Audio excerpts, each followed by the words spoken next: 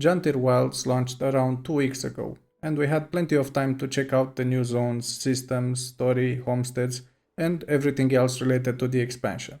Of course, in the beginning, you focus on the things that you like most, and with time, you start to notice the rest of the features and bugs or problems. So, let's start with the story. Compared to Secrets of the Obscure and the other expansions, I think it is a good delivery. We will see how it will go in the quarterly releases, but I think the quality is pretty good. However, there is one point about the story which can be a bit annoying, or at least it is for me. The fact that we cannot skip the dialogue can get a bit annoying, and if you're doing the story on another character and you already went through it the first time, I mean, I get it, the first time you may want to see what the whole thing is about, but once you go through it and it's just hunting for achievements, you want to get to it as fast as possible and not wait until all NPCs finish talking.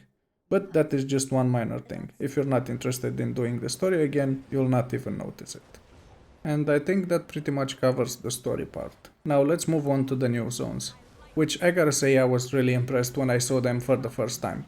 I think this is how a new zone should be done. It looks great, it has verticality where needed, it feels big but not empty, and lots of things are happening that you are never bored.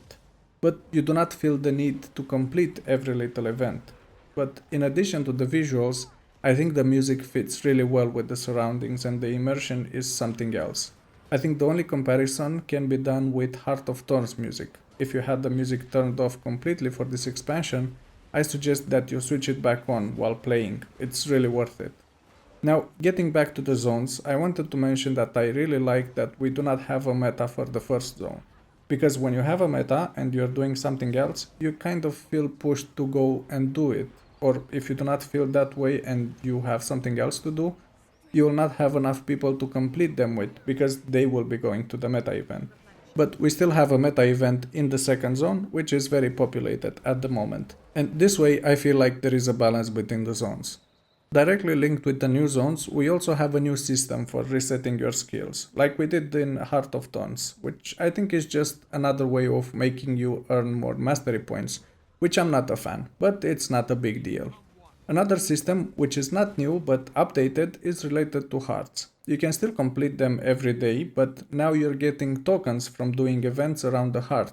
And if you have completed it before, you can use the tokens in another day to refill it.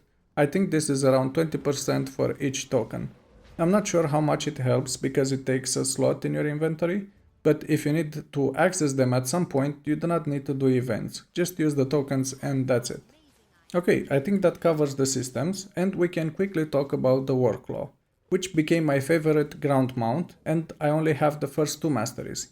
I think the way this mount was improved, it's really good, and I hope other mounts will get the same treatment in the upcoming expansions. And just a side note here, the last mastery improves the energy regeneration for all mounts, and if you pair it with the Jadebot energy recovery, you will be very quick running across the map with any mount. Next, let's talk about spears, which I think improved compared to the beta event and some feel overpowered. I didn't test this properly as I'm having a lot of fun with the story and new zones, and I only played my Guardian and Elementalist.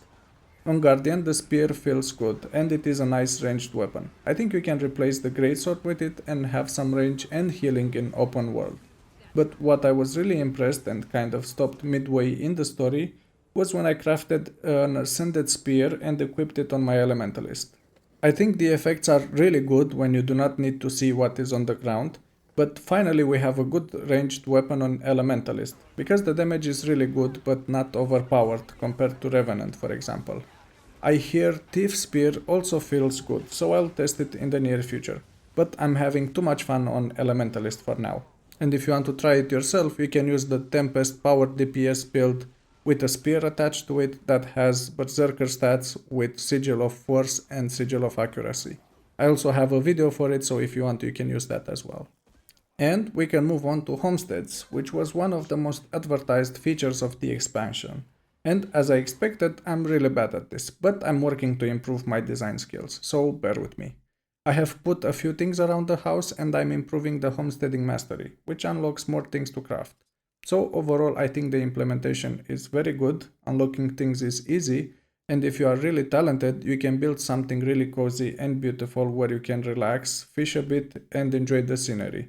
and then get back to the farming meta events or doing stuff with friends, or maybe even build a jumping puzzle.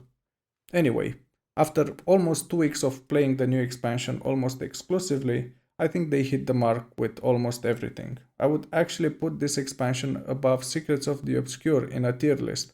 And thinking about it, I think I should make a tier list with the expansions and Living World season. Anyway, getting back to the conclusion. Janthir Wilds is a great expansion. It has great design, quality, music, environment, and creativity.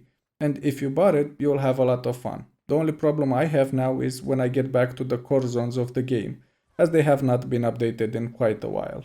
What is your opinion of the expansion so far? Or are you still thinking of buying it? Let me know in the comment section below.